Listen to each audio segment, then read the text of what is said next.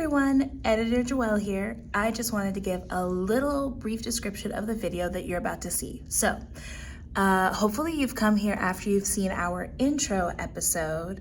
The episode that you're about to see now is actually the first one my dad and I ever recorded, but we decided because the tone was a little darker and because the tone was a little more serious, we wanted to release this one second. So a couple times throughout, you might see us saying something like, oh, this is our first episode. You and I both know that's not true.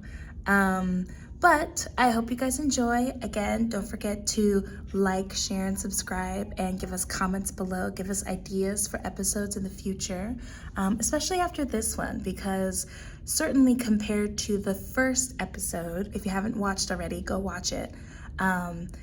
Certainly compared to the first one, this one is a little more somber in tone, but it's still definitely worth watching. But yeah, just a little caveat for you guys. So grab a snack, grab a friend, and enjoy the Please Mind the Gap podcast. Please Mind the Gap. Okay, hello everybody. My name is Loren. Hi everyone, my name's Joelle. And we're here on our first episode of a podcast that we'd like to call Please Mind the Gap. It's basically a podcast where a dad and daughter sit down every now and then and talk about whatever the heck we feel like talking about. And the reason why we came up with the name Please Mind the Gap, it's actually a nod to one of our favorite places that we've been, Singapore. And one of the things that we remember about Singapore is when you get on and off the trains in Singapore, there's a recording of a lady's voice that always very politely says, please mind the gap. Please mind the gap. Yeah. So that was one of our memories from Singapore. And when we were talking about doing a podcast together, it really felt like there's a lot of people out there doing podcasts and blogs and all sorts of things. And there are a million voices kind of shouting and clamoring for attention. And we really weren't interested in just adding to the noise and the cacophony that's out there, but we are both very interested in diversity. We're very interested in being around people who are different than us and learning and understanding from their different experiences and their different perspectives. So Joelle and I end up having a lot of interesting conversations anyway, and even though we've had a lot of shared experiences, what we realize is that because there are some gaps between us. Obviously, there's a gender gap, there's a generation gap. About 4 feet. Yeah, well, sure. That because of our different perspectives, we see things differently, and it's interesting not just to try to force the other person to understand, hey, you need to see things my way. It's how can I understand where you're coming from? So in minding the gap, we're acknowledging that there are differences between all of us as human beings, but rather than allowing those differences to cause division and separation, we're actually embracing the differences and going, wow, how can we learn to understand other people who have some kind of a gap from where we are? So anyway, that's the idea behind the whole Please Mind the Gap thing. We're going to probably cover a lot of interesting topics. Some of them, we're both interested in history. Yes. I actually have a minor in one of 2 minors. One of them's in social sciences, and I took a lot of in-depth history classes, so I love history. So yeah, we're gonna talk about history stuff and just interesting things in history. We both like dogs. So there'll probably be plenty of dog stuff that shows up in our podcast. You might hear one every now and then. Yes. There is a beast roaming the house at the moment. He is deep in slumber. But For the moment, you might hear him announce his presence at some point. Yep. Star Wars. We're both Star Wars fans, although our perspectives on Star Wars are different. So that may come up in discussion at some point. Indeed.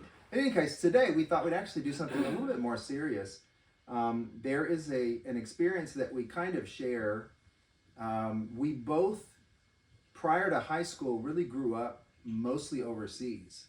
And then when we came to the United States for high school, we both ended up in the same high school, Ben Lippen High School in Columbia, South Carolina. So this is our yearbooks. Same building? I think so. Yeah. Yeah, same building. Yearbooks from our sophomore years at Ben Lippen High School, 26 years apart. And what's interesting about high school is that tends to be the time frame in a person's life where they really begin to try to develop a sense of identity of who am I? How do I want to be seen or understood? What group of people do I want to be associated with? How do I fit into society? And for us, having grown up overseas and sort of whatever, then coming here to this school that was a private, mostly white school in the South, Christian.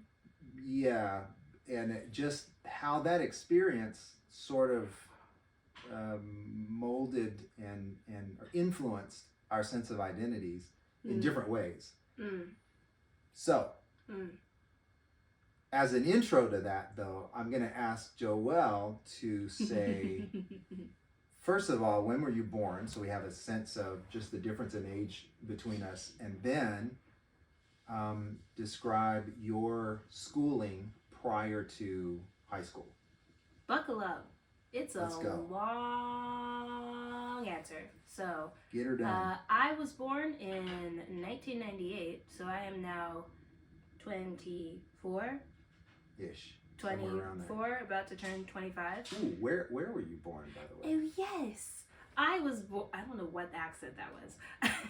I was born, my brother and I actually were born on the Sigonella base in Italy. But whenever I have to answer that question, so like official forms, the closest like large town is Catania.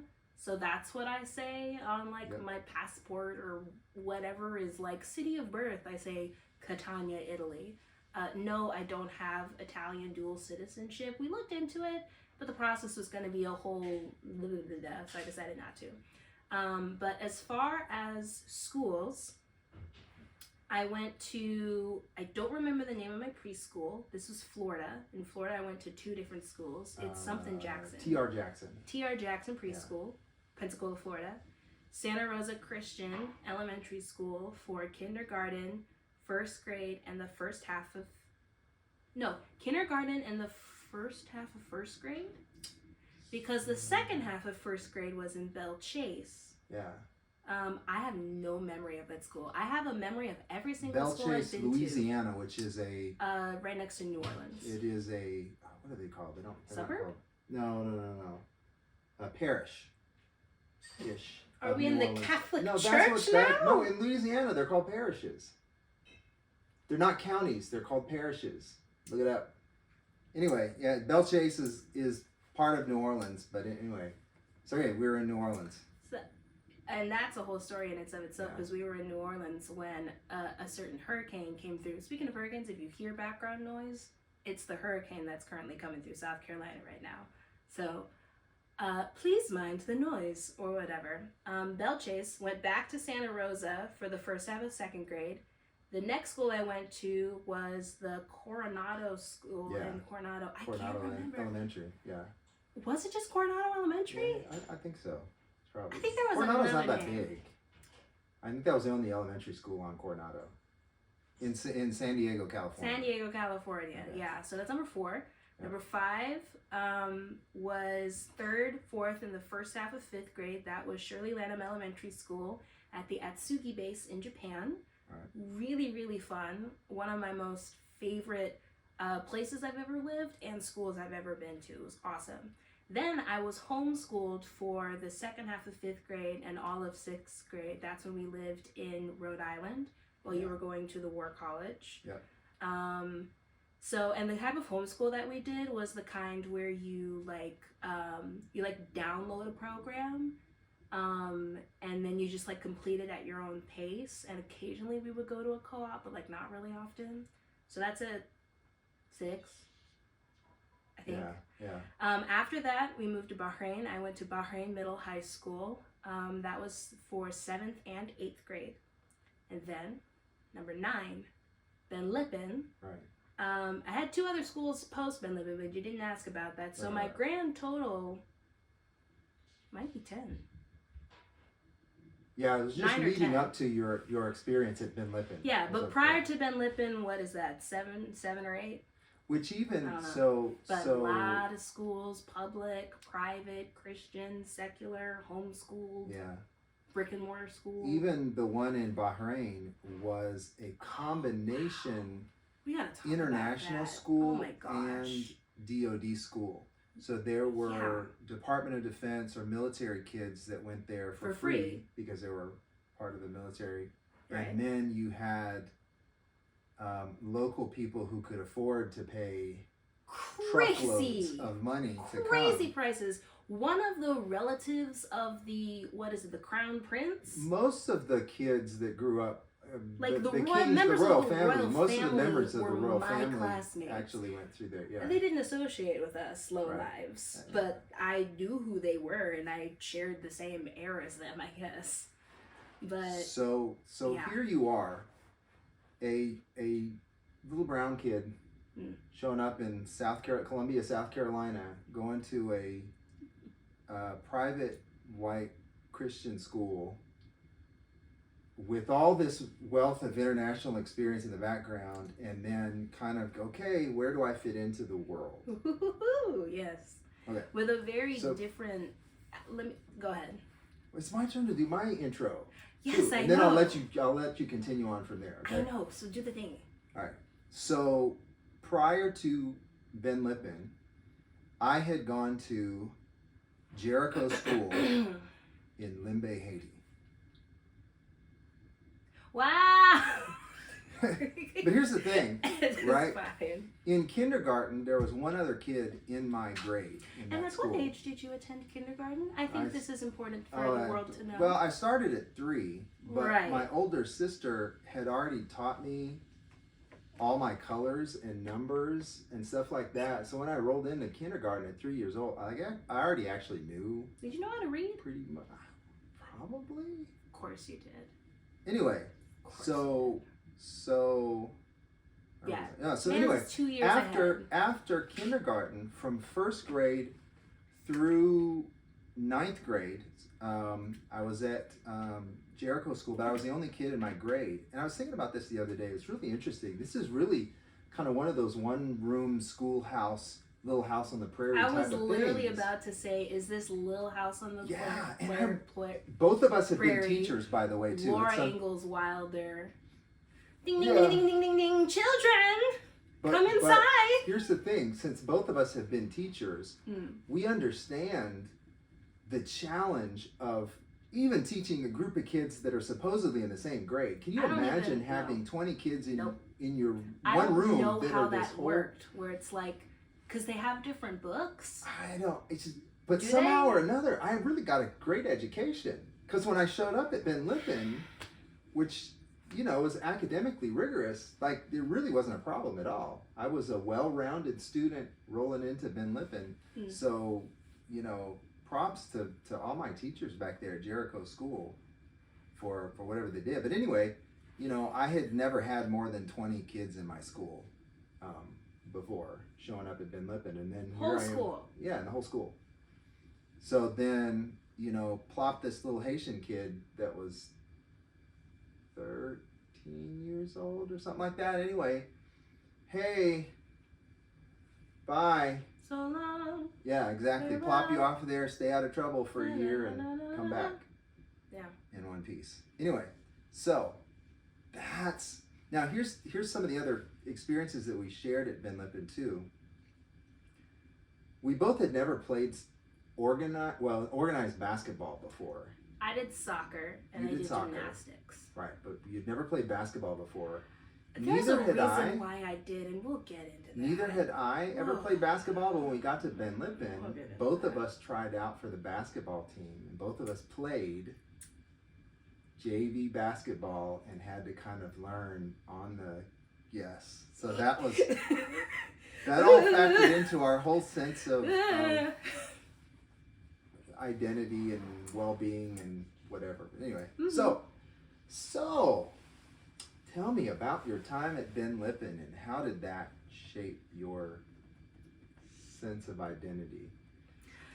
Please let it be known that the opinions expressed in this podcast are the opinions of me and me alone, and are not necessarily representative of Ben Lippen or CIU International University. CIU International University? Columbia International University Incorporated, I had an This episode brought to you by I say that to say Biblical Bread. That's an inside joke that's coming up. We gotta wait, warm them up to that. Warm them Okay. up to that. I say with my damaged hand. Oh my gosh. I'll have to get into this later too. But so I mention all that to say I did have a negative experience at this school, but I think the reason why I did is not because the school itself is a negative place, but because it just really wasn't a fit for me. Mm-hmm. If you ask my brother Joseph, he had a much more positive experience than I did. He and I did share some of the negative experiences because both of us were Black kids in a primarily white school, and I'll get into Having just come from the Middle East. And like people didn't know how to react to us because we weren't Black enough. Yeah. And that whole can of worms. So I just wanted to say that to say like, hey, this is my experience, but I'm not saying that Ben Lippen is a horrible place at all. I would not say that. So let's frame this conversation in an interesting way. Yeah.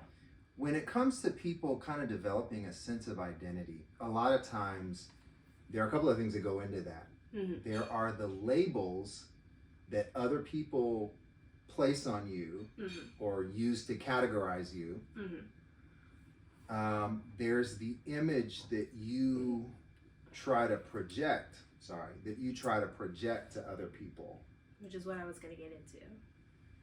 And there's the community or group that you choose to associate with, or maybe that you are just associated with without your consent. Oh, you're one of them. And then all of that gets wrapped up into your, okay, who am I really, and what's my sense of identity? So let's kind of pick those apart and talk about labels. Mm. When you showed up at Ben Lippen, were there any labels that you started being put on you as a person that, and some of them might have been positive. Maybe you're like, you're the teacher's pet. That's not viewed as positive amongst Gen Z. I think it's positive. I've always thought it was positive. Or you're the smart kid, or you're the one that ruined the curve, or whatever. Well, that's the thing. Obviously, that was Ben Lippen was the first time in my life where I really started actively hiding my intelligence. Because in all of the other schools that I've been in, being the smart kid was a badge of honor. Yeah. And it was like cool to be the smart kid. Right. And it was cool to like, finish your multiplication tables as fast as you can and slam your paper over on the table and be like, ha, I got done before everyone else. You could, like, a lot of the schools I went to, you could brag about like how you got the highest grades and how you were really smart and you did this cool science project. But when I got to Ben Lippen, I realized that was not the case, and that when people learned I was smart, that was not the culture among the students at Ben Lippen. Yeah, correct. And I really can only speak for my class, the class of 2017. But I think that was pretty universal of all of the classes at high school at that time as a teacher. I'm guessing there aren't that many people from the class of 2017 that'll ever watch this. I want them to, but I will say I would love to hear your take on this. But the thing is? I was a teacher there at Ben Lippen at the time, and even among the faculty and stuff, people who had taught these kids coming up through the whole Ben Lippen system since like third grade, they were like, the class of 2017. There's something with that. 2017. Yeah, that's what I've heard from people above and below us in classes too. Is like something with that class. There's something going on, and I agree. But no, what always happened, and this was the first time it happened a lot, was when it was revealed, because I was used to always raising my hand as always participating in class.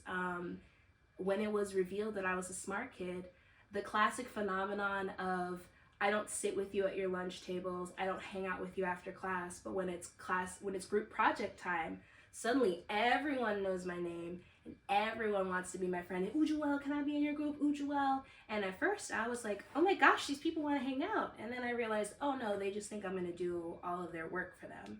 And I did. Don't do that. No. Shame.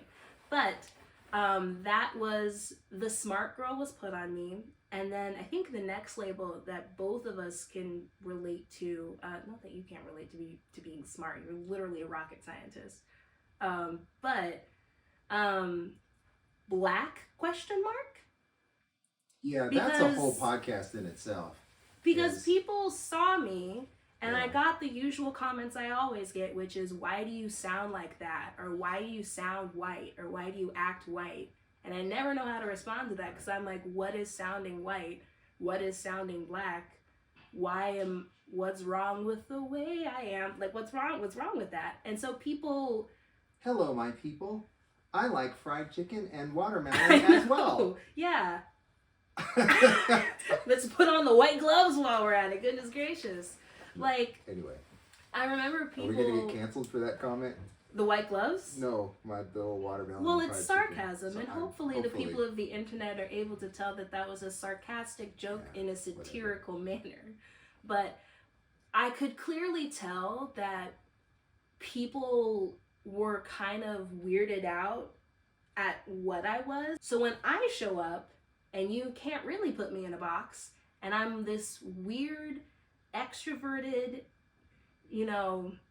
talkative smart girl who wears pants and isn't super feminine and wants to be friends with as many girls as boys, and I'm not trying to date them either. A lot of my classmates just didn't know what to do with that, and they were like, I don't know what box to put you in. And the box that I ended up being put in was the outcast box, was the reject box. There was only one table in the cafeteria that was the table that, once you make your rounds to all the other ones, as I did my first couple weeks of school, there was only one table that accepted me, and that's the table of the outcasts or the rejects. You know what's the cool thing about being a teacher? Seeing all of this? No. Is that I didn't care what table. And the funny, you remember there that? was only two teachers' tables, though. Right. It was the two in the front. Exactly. Did you ever see me sit at the teacher's table? I don't remember. No, I never did. So many of those. I was the only teacher in that school. I would roll into the cafeteria. But see, your students wanted you to, because you were I would cool roll into the cafeteria, cool. and I would just pick a table and sit down at the table. Wait, you weren't invited? You would just be like, I'm going to go sit next to so-and-so. Hey, what up? Hey, Jimmy John. Sit down. Really? Yeah. And a lot of the other teachers are like, well, you can do that. Well, again, you were the cool teacher, so people were okay with that. And they actually liked you as a person. I feel like, and they saw you as a person instead of as a teacher. A person who might or might not have had a tattoo. Whoa, that's right. That was the rumor. I forgot about that. That was a rumor. They're like, do you? Do you not? Hey, Joelle, does your dad have a tattoo? And I think at one point I started responding with, I don't know. I haven't seen him naked. I don't know. How am I supposed to know? I don't know. And I think we eventually just never confirmed that because I knew it was fun for you or whatever. But okay. Yeah. So label, association, outcast. Was there a group that you chose to associate with? No. Eventually. I disagree with that. I didn't choose to. I had no other choice. No, well, eventually because you found. Hold on. Eventually, theater became something that you really enjoyed. But the theater kids never hung out outside of Mr. Caldwell's class. We never did. Interesting. You would think we would, but for whatever reason, We never did. Yeah, but some of the friendships that you developed in there, individual friendships, like maybe it wasn't a whole group, but like Savannah, right? She was in. Nope. She wasn't in theater, or you never hung out with her. I mean, I hung out with her. We were in theater class, but not in shows. Adriana was. Adriana, sorry. Mm-hmm. Was she ever in theater? Nope. Stuff? She was just one of those weird kids because she had grown up in Tajikistan. I was gonna say Kazakhstan, but yeah, Tajikistan. Yeah. Yeah. And again, because she wasn't, rich, and it's weird because she's also beautiful. She is so beautiful. So you would think like her hotness would have gotten her there, but you can be the hottest person, but if you don't fit several other of the like standards of popularness or acceptance that a lot of my classmates had, you were considered part of the rejects. So Yeah.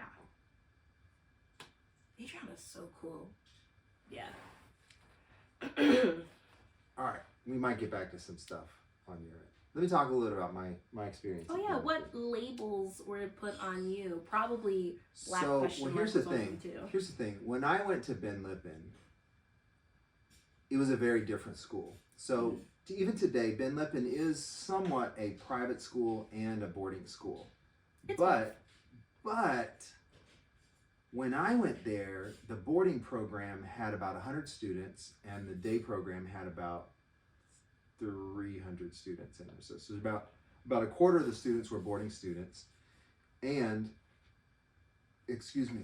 we came from all over the world, all over the world. It was this beautiful hodgepodge of just and a lot of just American kids from different parts of the country were there in the boarding program too. And so it was awesome. And so eventually the group of guys that I hung out with were from Sierra Leone, Hong Kong, Japan, the Cayman Islands, Guatemala, Haiti, the Bahamas, a lot of Caribbean people.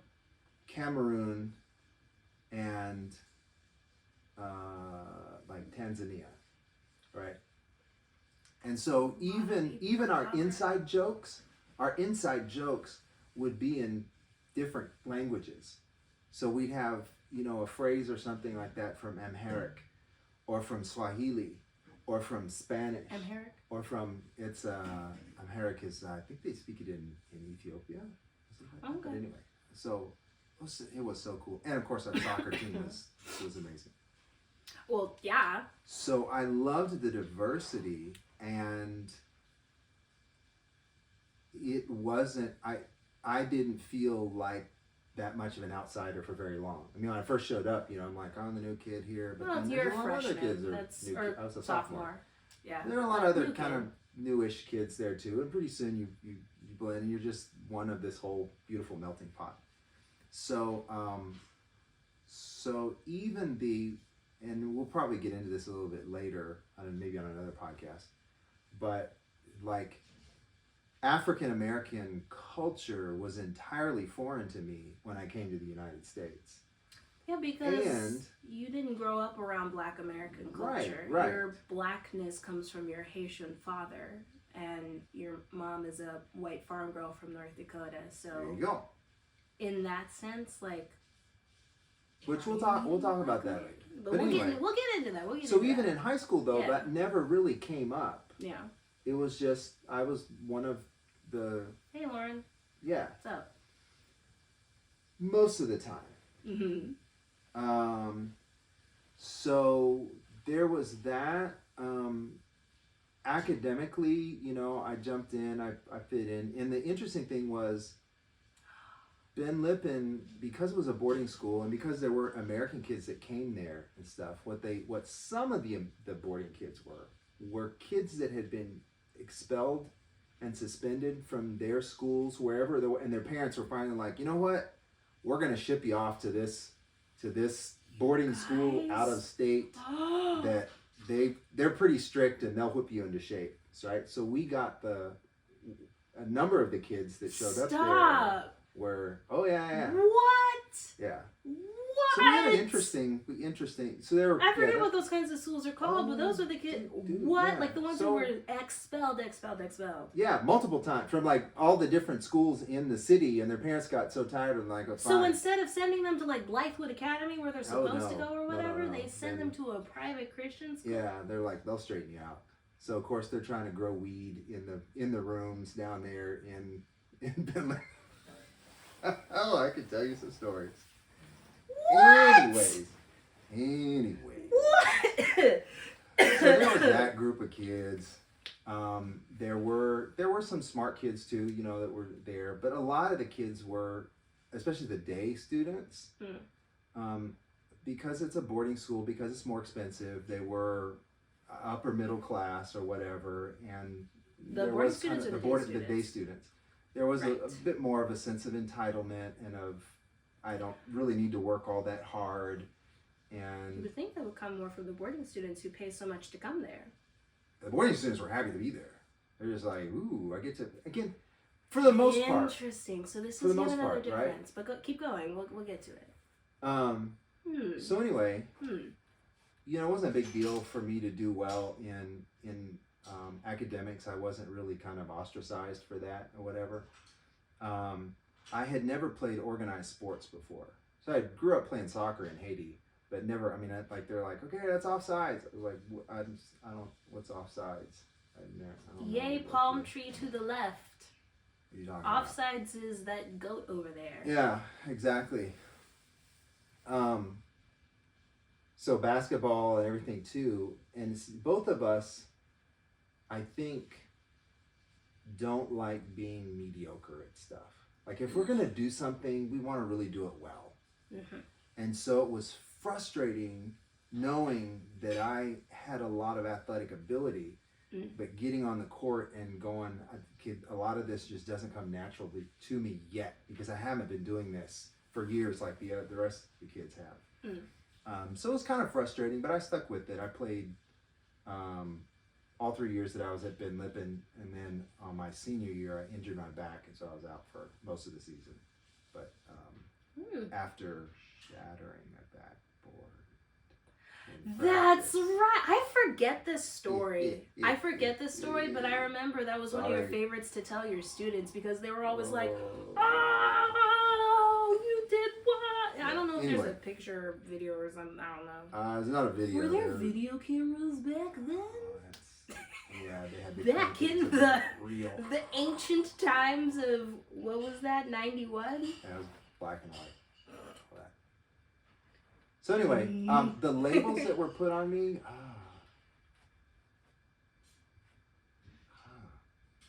I don't know. I don't know that there were labels necessarily. There was. What? What does that look? I don't know if I want to say it because I don't know if it's going to make you uncomfortable. Pish posh. I think you were labeled as mysterious, like a mysterious foreign boy. But there was a whole bunch of... And people found you attractive.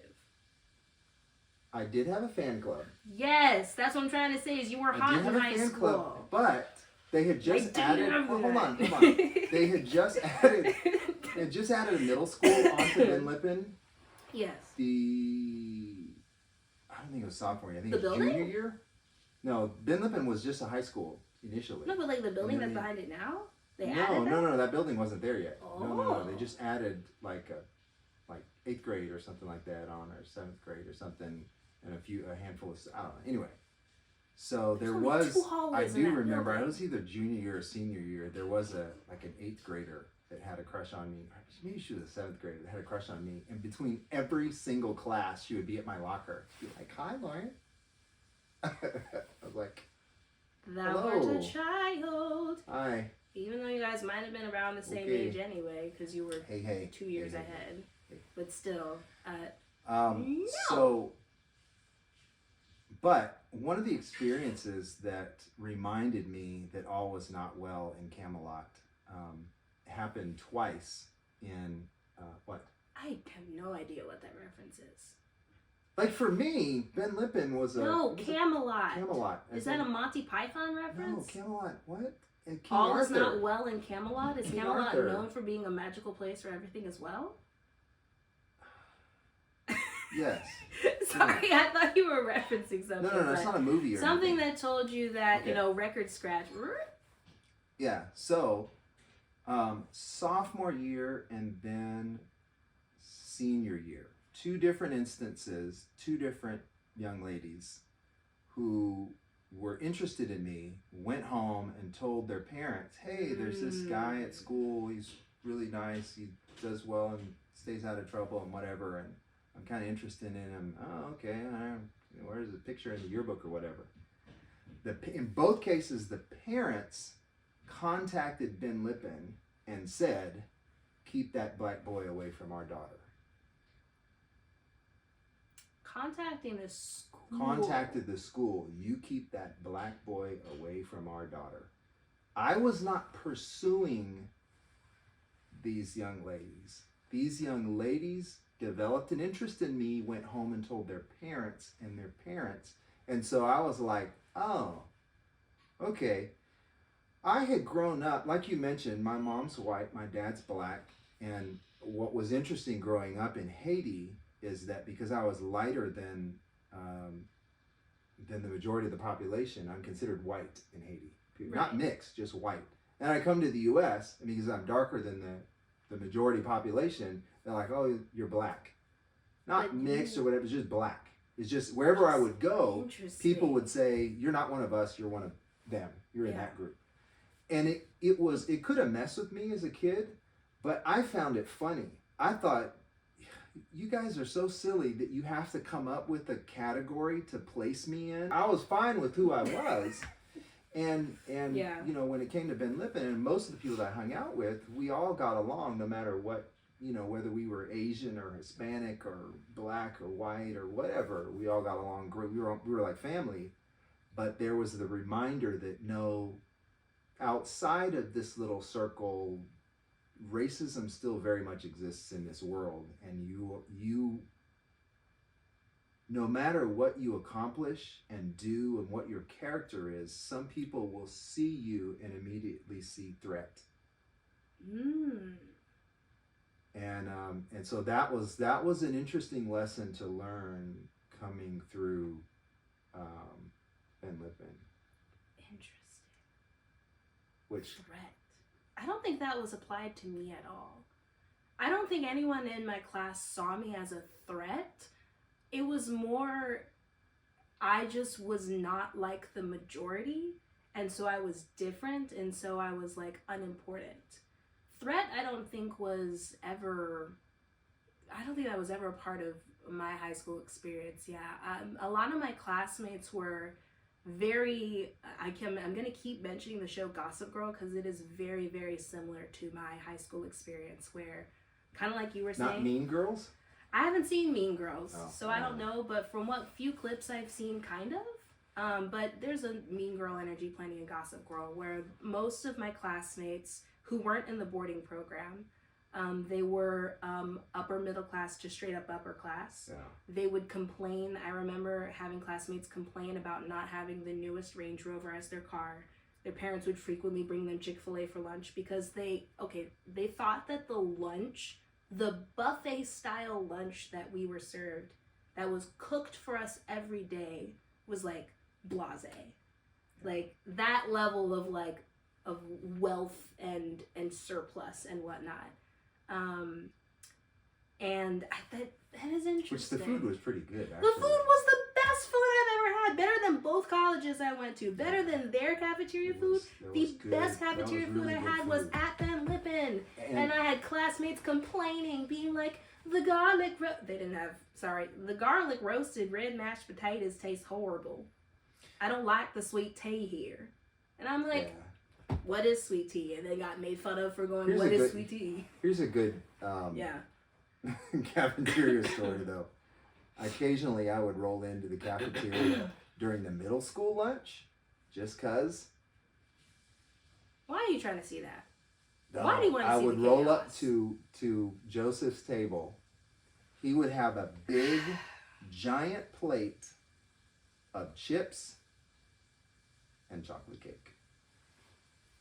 That was his lunch. And I'd roll up there and just sit down across from him at the table. Be like, sir? Dad,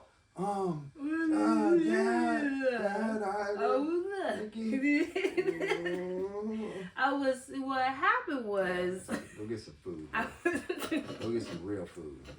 None of this nonsense. And the Corpse. cafeteria ladies there, they actually knew it too. They knew me. And when I would come running in, they'd be like, or not running, I'd come walking in, they'd be like, ooh. Joe's in trouble. Ooh. Yeah. They were so nice. Anyway. Shout out to them. Okay. But yeah.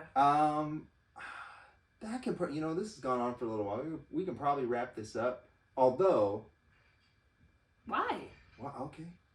Cool. I think we ask you barely something scratched else. the surface. We haven't scratched the surface, but hopefully people are interested enough, and maybe they'll come back. We're definitely doing parts 2 and 3 because you did ask me about probably the single most traumatic experience of my life. Okay, fine. Let me ask you about what experience then in high school actually is memorable in shaping. So. And was it Dad showing pictures of you in chapel?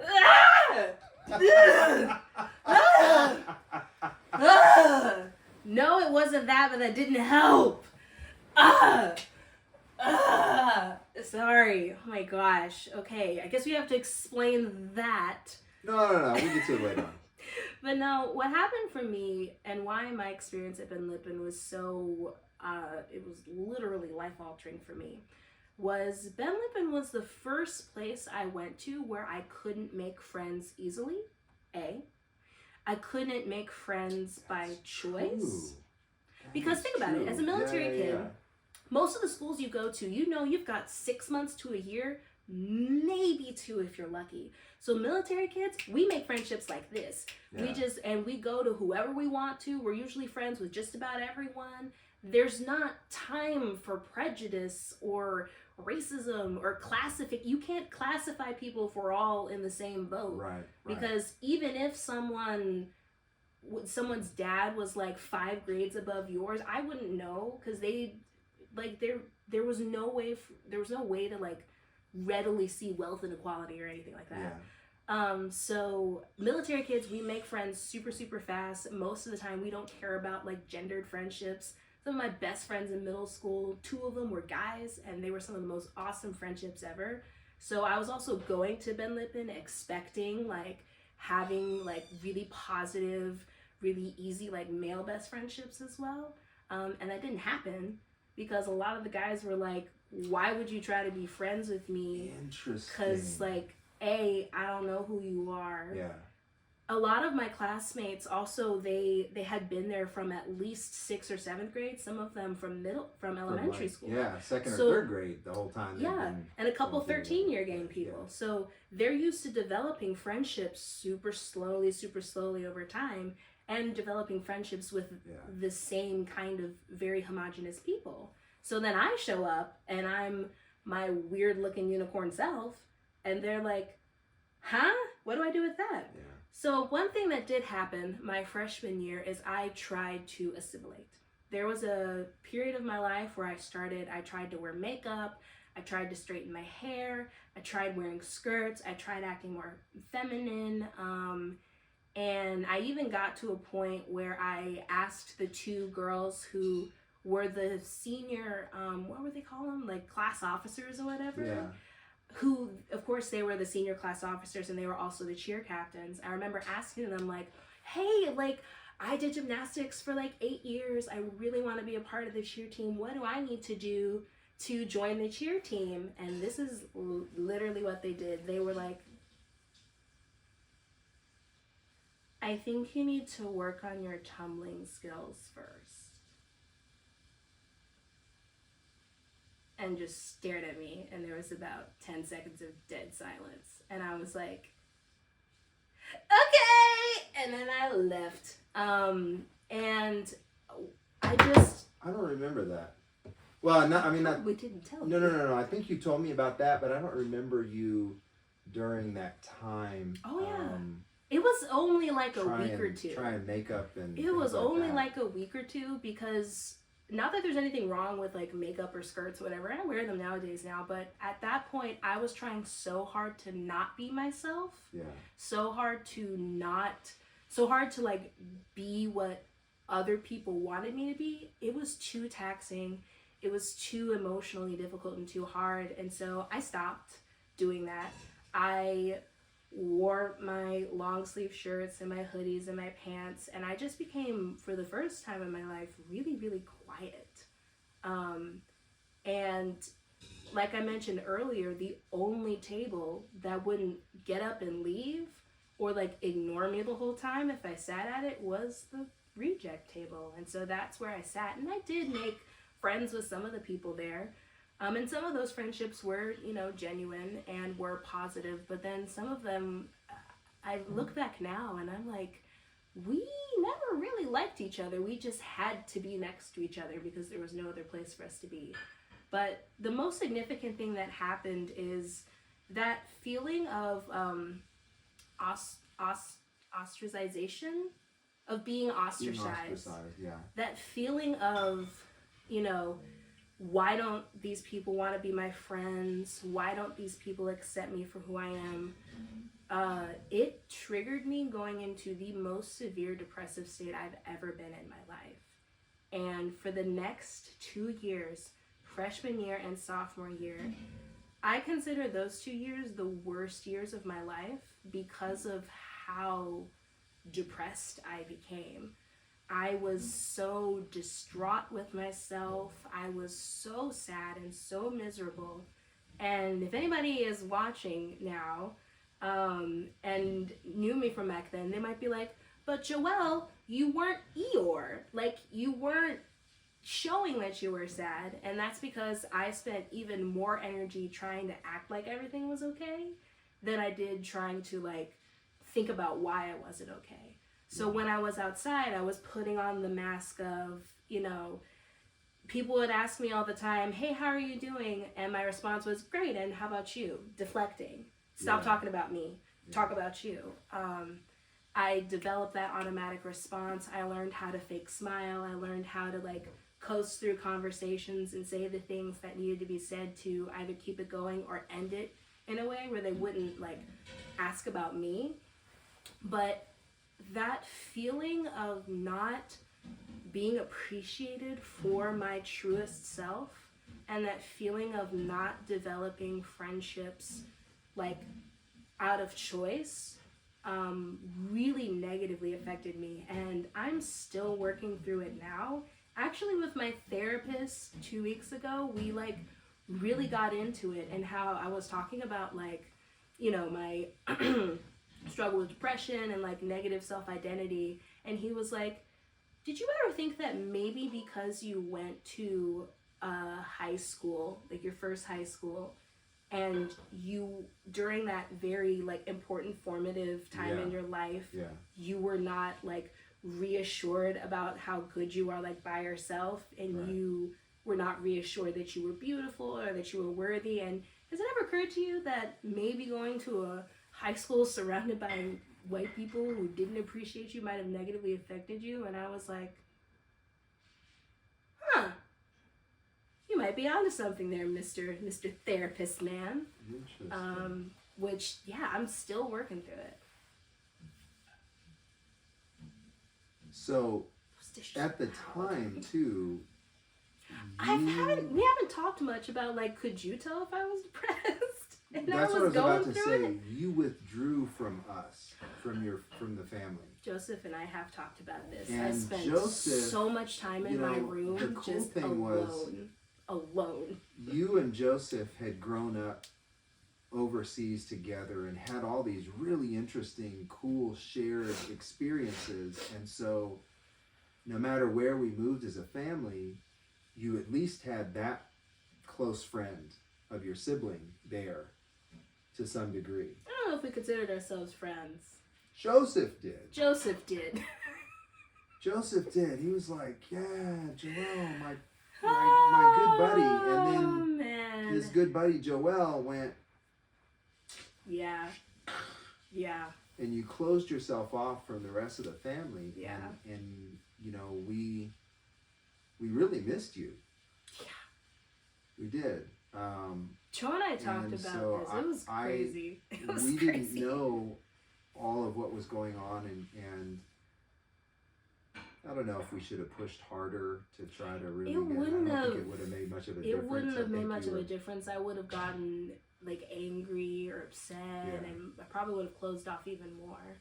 So, But but that's yeah, what we could depression tell does. it wasn't as positive an experience for you as we were hoping. I begged to leave my freshman year. I don't know if you remember. Freshman year, I wanted to leave so bad because that was when we were thinking about moving to Texas. I told everyone goodbye. I was like, I'm leaving. Yeah. I'm leaving. I'm leaving. I'm leaving. I'm Yeah. leaving. I'm leaving. And then you guys kept being like, well, you know, we're not going to tell. I can't remember the lady at the front desk. Her name starts with a Z. We're not going to tell, you know, Miss Z that you're completely Zagati? gone. I don't know. Zagati, I think. We're not going to tell them that you're, like, off the list. We're going to keep you on the list. And I'm like, why? I'm leaving, right? I'm leaving, right? And then I didn't leave, and I had to go back a second year. The second year was worse than the first one. This cold is kicking my butt. But, yeah, 'twas not fun. So interesting, though, that you talked about how your transition from middle school, where you had developed close friendships, and you came into high school with the expectation of developing close friendships. Mm-hmm. The same thing happened to me coming out of high school going into college. I was like, man, I've got some close friends in high school and everything, and that's cool and all right. I'm gonna get into college, and it's a bigger pool. I went to Purdue University, so from 400 students to 40,000 students, and I'm like, yeah, okay. I'm gonna meet all kinds of different folks from all over the place, and I'm gonna develop some really great friendships and stuff. Mm-hmm. And it was so not the case. Mm. It was such a different environment. It was so segmented and compartmentalized. Segregated is a harsh word because it wasn't mandatory separation. It's just people looked at you and categorized you and said, okay, you fit into that group over there. You hang out with those people because you fit into that group. Yeah. And I'm like, but I want to hang out with everybody at some point or get to know different people. Yeah. So anyway, yeah. Metaphor, I don't know if it's a metaphor or just a picture that a friend of mine I came up with when I was at Ben Lippen was, at my previous schools, social relationships were like a soup where it's one bowl where there's a bunch of different ingredients and they all kind of move around and they all kind of work together, and like there weren't even like cliques at any of the former schools I went to. At Bahrain Middle High School, the only kind of clique were, like we mentioned earlier, like the super, super rich Arab kids who were either part of the royal family or were a part of just like some of the like huge, super rich families. They didn't associate with us. But then everybody else, even the jocks or the popular girl, there weren't popular people when I went to Bahrain Middle High School. We all just were soupy, I guess. We all just worked together. Whereas Ben Lippen, at the time, for me, was like a waffle. There's boxes. Yeah. There's walls in between those boxes. The kids at in my grade who would hop from friend group to friend group were considered weird, and people constantly questioned them. What people questioned more were the kids who dared be friends with boarding school students. Because the difference was, for my time, the majority of the boarding school students were East Asian. Specifically Chinese. It was probably 90%? No, I would say it was maybe 70% Chinese, 28% Korean, and then one Japanese kid, and then there was one kid from Indonesia, and then there was, I don't remember. Are we name dropping people? I guess so. There was Mela. Okay, yeah. I don't remember where he was from. He's from Sub-Saharan Africa. I don't remember if it was Ghana or if it was Liberia or something. Mela and his sister. Yeah. But that's it. But yeah, so huge difference. Much more homogenous boarding school program when I was there. Homogenous meaning there were just like a lot of people who were who were all of the same, and so they would all they'd all kind of hang out together separately. So yeah, it was two different schools that met in the same classrooms. I didn't have a single boarding school friend, and that wasn't because I didn't want to. I was totally down to be their friend, but I didn't get the vibe that any of them wanted to be friends with me. Yeah. Now so I was like, that's where, okay, let me not. And it was considered weird to like be friends with them. That's where Joseph so really. Wild. Joseph was the different. Line. He was like, I don't care. I'm gonna go hang out down in the dorm. He had so many boarding school friends. Yeah. But he was probably one of the only people. Was he? That did that. Interesting. At all. He was, So he was one of the weird, we called them bridge kids. Yeah. Yeah, he was really one of the He was like, I'm not dead. I love that for him. Yeah. I wish I had that courage at the time. Wow. But yeah, the whole reason why, and back it up a little bit too to explain, I was retiring from the Navy out of that tour in Bahrain. So we were overseas. 2013? 2013. My 20 years in the Navy was coming to an end. I was retiring. We were like, okay, what do we do? Joelle's going to be starting high school. We've been dragging these kids all over the world for their whole lives. We should probably try to put down some roots somewhere and let them actually build some friendships. Which is so funny when you say put down roots, because that is the opposite of what we've done here. We've lived in 4 different houses, lived in a bunch of schools. Like, this is wild. So we said, hey, let's do that. And what the interesting thing was, your mom said, do we have to go back to the U.S.? And I was like, oh. You could have put me in a place that had free college, darn it. We could have moved to Europe. A place with free college, man. I got all these student loans I gotta pay. Yeah, but the thing was that in the schools here in the U.S., there were a lot of opportunities for extracurricular activities to really explore the types of things that are you interested in art type of stuff? Are you interested in music type of stuff? Are you interested in sports? Are you interested in whatever? So, okay, develop your academics, but also develop outside of the classroom and whatever. So, and the only reason really why I accepted a position back here at Ben Lippen, which was a 80% pay cut from what I was getting paid previously. That and Mans does not have a degree in teaching, in education. You had not learned about lesson planning. You had not learned about, classroom management. The fact that you walked into this blind is crazy. Yeah. So I got here. Don't do that. Like the week before. Do not classes teach if you started. don't have a license and if you've never learned how to do it, because it's so much harder than you think it is. It is harder. It is so much harder. I did a good job at it though. Yes. I did a good job, and I was teaching 6 classes, by the way. Yes. And working. But it would have been 15 easier. hours a day, 7 days a week. It would have been easier. It would have been a lot easier. Anyway. Right. the point. What was the point? Yeah, so we were coming back here, and the only reason why I said I'm okay with getting a job at Ben Lippen and having my kids go to Ben Lippen is because I remembered the diversity of the school from when I went there, and I said, my kids have lived all around the world. They've been immersed in diversity. I want that to continue. And we came to Ben Lippen, and it was like record scratch. What? Yeah. Happened?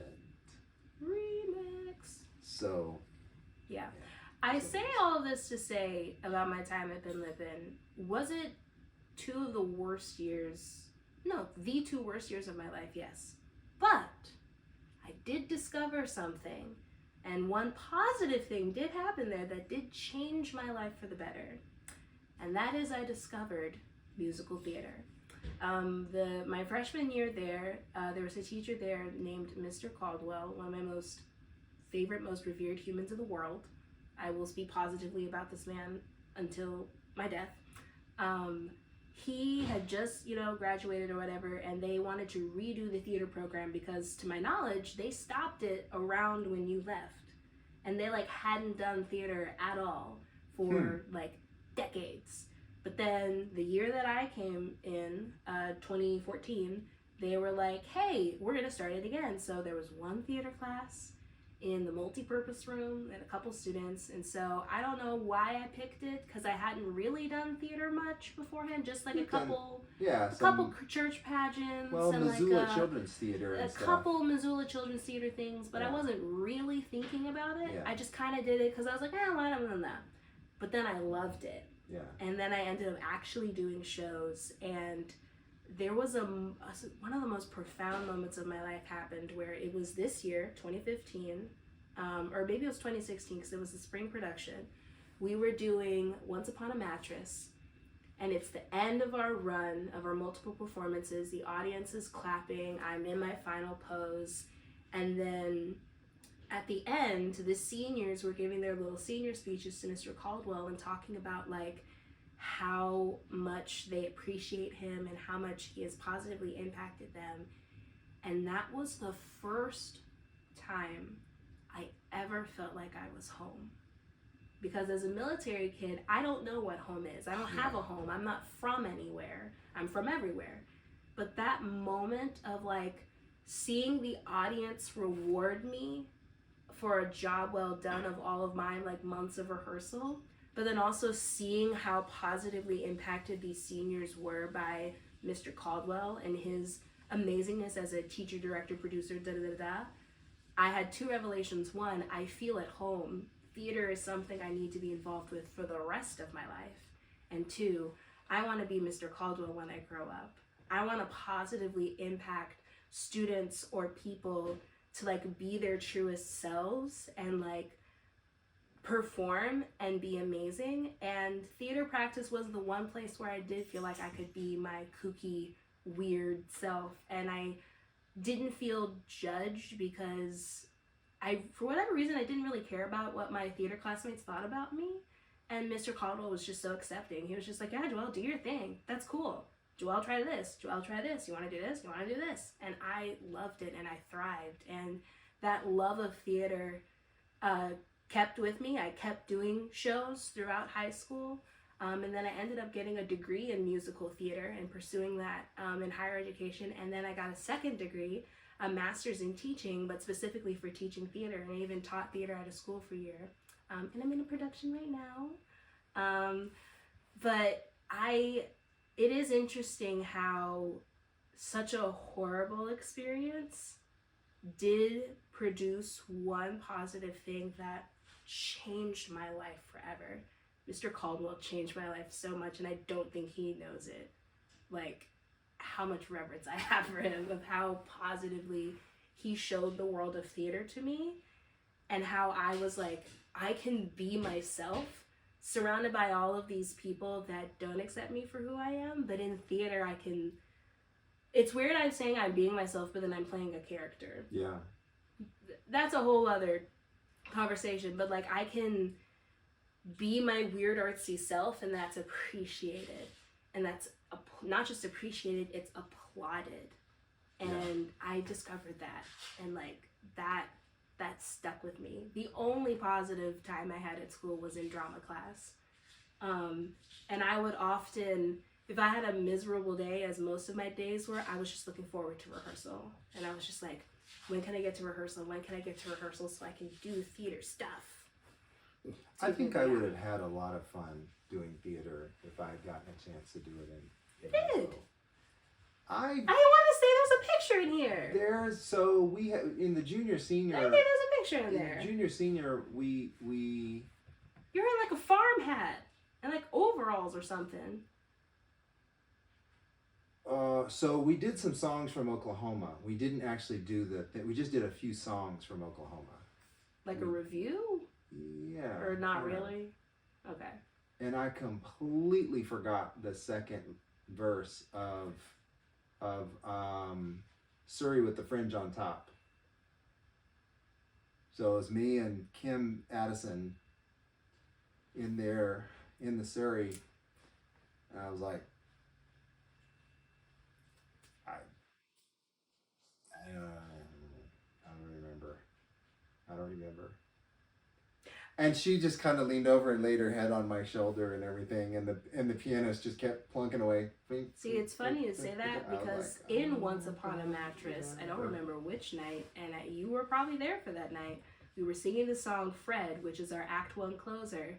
And the song is the kind where each verse modulates, it gets higher, and our Prince Dauntless switched up some of the verses.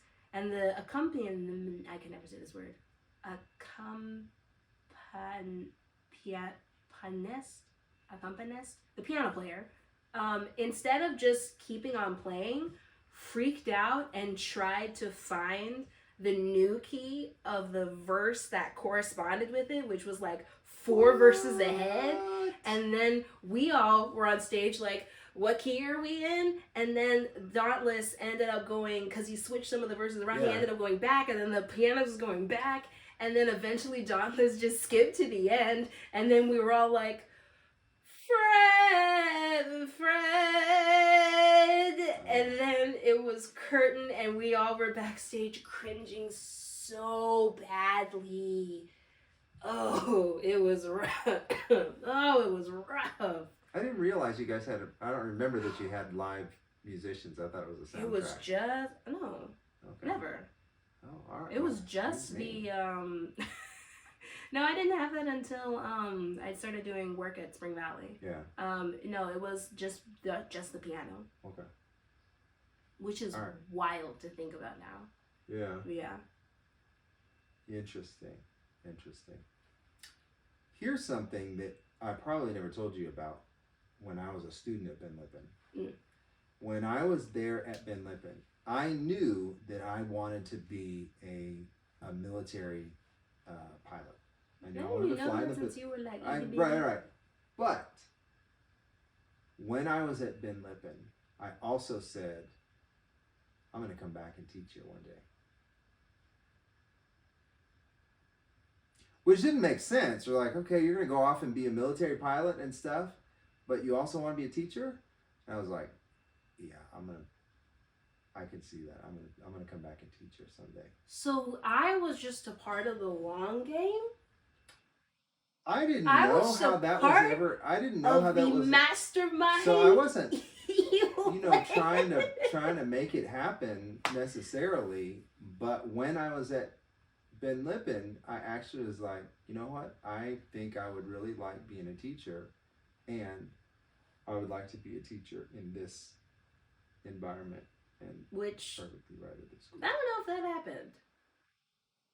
If it wasn't the same environment. No, it was not different really. environment. It was a different environment. Yeah, but that's for the teaching episode. We will have an episode on teachers. Well, yeah. And teaching, and how we had 2 very, very different. We both have only taught for 1 year. Nope. Oh, you've taught for 2. My apologies. In 2 very, very, very different situations. Right down the street from each other, though. Yeah, and how we had very, very different experiences. But that's the teaching episode. But yeah. Okay. All right. Cool. So have we scratched more than the surface at this point? Yeah. Is there any other point that you wanted to mention, or is this like enough of a... I think that's probably enough. There was another question that I wanted to ask. So, Ben Lippen was a Christian school. It is, still. It is. And not just like St. Francis, blah, blah, blah, school, whatever, where that maybe the name has Christian in the name, but Cardinal it was actually doesn't. Oh wait, that wasn't actually Catholic school though. Yeah, I think it sort of. I think it was actually Catholic. I think it is. Anyway, the point being is that in Ben Lippen, as part of the curriculum, you actually had Bible classes, and you actually went to chapel on a weekly basis and stuff like that. So, yes. How did that part of the Ben Lippen experience affect your faith at the time? Honestly, I don't remember much.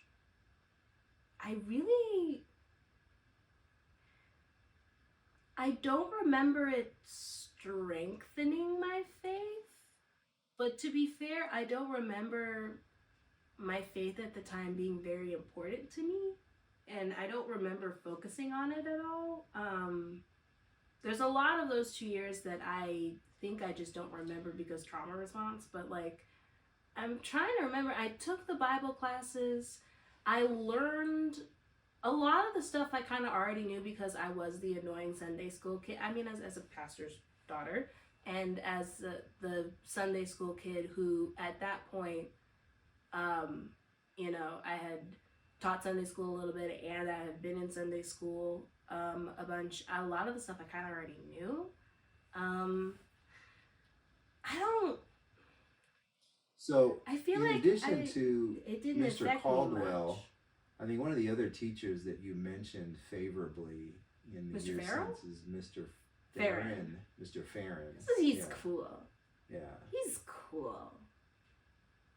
He only taught Bible, right? Didn't he? To my knowledge, yeah. It was just Bible, yeah. I remember the only thing I remember from his class was when we did a unit on cults.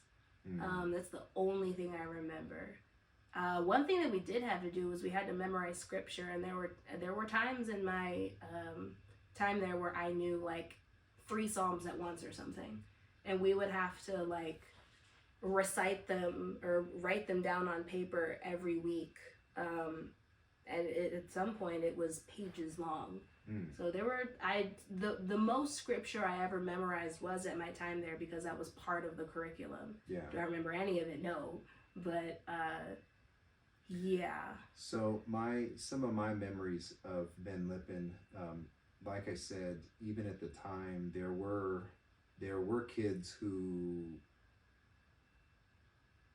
were there because it was either there or send them to jail, basically send them to juvie. That is wild to me. Yeah.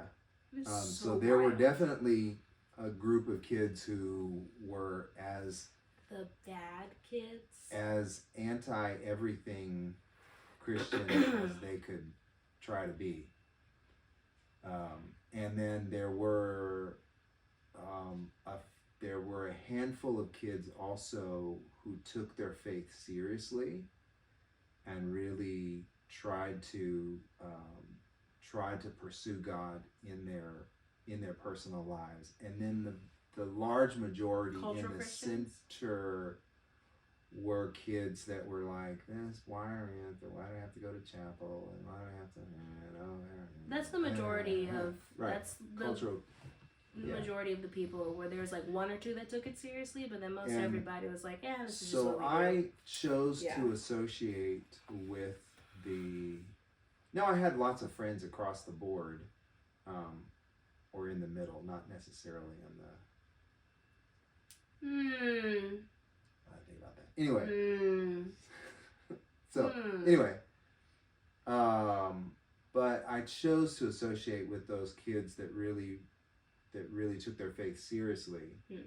And I remember also several of the faculty members that I had a tremendous amount of respect for. One of whom taught both you and me. And Joseph too, Mr. Yes. Bobby Young. Not so young anymore. What class did you? I don't think I took one of his classes. Well, did I take one of his classes? He was the only teacher that was still there when we came back, that had been there when I was Yeah, the a first student. comment he made to me was he saw you. He was like, "Oh yeah, I taught your dad marriage and family in high school. It looked like it worked." And I was like, "Thanks, Mr. Young." Young. Anyway, but Miss Long taught biology, and I think it was either biology or physics. Maybe it was physics. One of the sciences class. And I don't remember much about, I enjoyed the class. I don't remember much about the academics. I just remember walking away from my time at Ben Lippen going, wow, that's a woman who loves God, and it oozes out in every aspect of her life. And Mr. Hathaway, who had been teaching there for like 40 years or so, he'd been a soccer coach. He was a legendary soccer coach there for years, and he was my calculus teacher. And I had such tremendous respect for him too, and for the dedication that he had put into serving young people and molding young lives over the course of that he had dedicated his life to that. He and his wife, Mrs. Hathaway, was fantastic too. She was in charge of the cafeteria. She was great. And then Cliff White was one of the Bible teachers there as well, and he was a man who again he loved music. He loved a number of different. He was a great person to be around and stuff. He was funny and things like that. But man, he loved God passionately, and he loved the students as well. And there was, and this may be in a different podcast too, I don't know if we'll get around to talking about this, but there was a situation where one of my friends at the time, Jay, actually was demon possessed, and that is an interesting conversation. But it was on a Sunday evening that actually Cliff White and I confronted the demons and cast out the demons, and just seeing the power of God at work, which, by the way, was not odd to me, having grown up in Haiti and been around voodoo and demon possession and some of the stuff I had seen my whole life growing up. So when I saw it, I recognized it right away for what it was, while it was freaking a lot of other people out. Like, I don't know, is this a mental instability? Or I was like, no, I know exactly what that is. But what was crazy is the next day, it was a Sunday evening, when we actually cast the demons out. I could show you the exact spot on the Ben Lippen campus where I'm it happened good. too. I'm good. The next day at lunch, I was sitting down outside the building with Jay, and Jay was explaining to me what it was like to be inside his body and not be in control, to be watching as his body was moving, and as words were coming out of his mouth, and as things were happening that he was not doing. And he could tell me exactly how many demons there were, the exact number that there were. And he could tell me also when it first started, the incident that had triggered it and that had caused it and all that. And the school at the time, I never really forgave Ben Lippen for this. The school at the time, a Christian school, was so freaked out by this, they said, yeah, he's mentally unstable, so we're expelling him. They expelled him the next day and sent him right back home to New Jersey to the same situation that had got him into that. After. Yeah. So my experiences at Ben Lippen, when it came to faith, I did see faith in action. That is nice. Wow. In the lives of some of the faculty and in the lives of some of the other students there, but I also saw a lot of, like you mentioned, cultural Christianity, and really determined I don't ever want to drift back into that level of mediocrity and just where my faith is meaningless. So that is how, like I mentioned, the majority of my classmates were. It was just like, you know, I go to church because that's what my family does, and it was considered weird to like take it seriously. And I'm trying to, I can really only weird think and not of, cool. Not cool. I can only think of one person who took it seriously, But I think the only reason she was still considered cool is because she was super pretty. And she led worship. But she was still considered cool. Yeah. But she's the one exception of someone, I can't think of anyone else in the grade who like really took it seriously. And she also played basketball. Of course. The golden child. But that's a different thing. But yeah. This is very interesting. And I'm sure we'll have a conversation later about like our varying faiths and whatnot. Yeah, we'll definitely have a conversation about faith journeys and where we came from and where we are now. So I'm trying to think of how to wrap this up, because I was just like, trauma, and then it's like, well, what do we do now? I don't know. So to put a bow on this, like, right? What is the? We had similar previous experiences to some degree coming into Ben Lippen. Foreigners showing up to this place. Showing up in Ben. Now, Ben Lippen was a different place when I came and when Joelle came. Mm-hmm. And is now. It is different now. It's different now. And our experiences going through it were different and affected us differently. Mm. And I think a follow-on conversation is going to be particularly, there's a lot of different aspects to how we view ourselves and kind of develop a sense of identity, but our racial identity or ethnic identity or whatever. I was literally about to say, I think Ben Lippen was one of the first places where I was perceived as black as opposed to being perceived as Joelle. Yeah. Because in any other school, the fact that I was black, other than the comment of why do you sound white, which is a stupid comment. Other than that, no one ever brought up me being black ever. Yeah, it didn't really cross my mind either. That wasn't like, I don't want to say important to me. That not that black was like not important, but I never it wasn't thought really about a part of your identity. It wasn't, because it was just there, and it never caused a problem, and people never really acknowledged it. Ben Lippen was the first place where it was acknowledged, and therefore was a problem. Yeah. But continue. So anyway, we may have follow-on conversation about kind of well, what does it mean to be African American per se? Yeah. And I don't consider myself African American. Are we even African American? I'm not African. How much of that is cultural? How much of that is? Yeah. Anyway. And that whole spiel. Anyway. Yeah. So there you go. Please mind the gap. Yeah. And if you have any, or go ahead. I was gonna say, if you've actually made it this far through. Thank you. Please leave a like and comments below if you have any ideas of topics that you want us to discuss. If you have any feedback, this is our first episode, so feel free to give us feedback or any questions that you have for us. We'll see if we can get to them. And if you are someone who was a part of either of these high school experiences, let us know. Yeah.